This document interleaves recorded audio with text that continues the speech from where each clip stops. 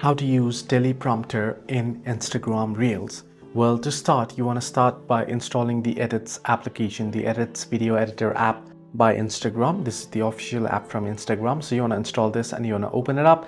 Now, if you have logged into your account on Instagram app, it'll automatically detect it and it'll ask you whether you want to log into that account. You can log in or you can add in your account here. Once you're logged in, now the next step is to tap on this camera icon. You can see the circle dots recording icon here down below. You're going to tap on it and you'll be on this page. You can see the teleprompter option here now. Tap on teleprompter. Now once you select teleprompter, you'll be able to type in your script here. You can either type it in, or if you have copied it, you can proceed to paste it here.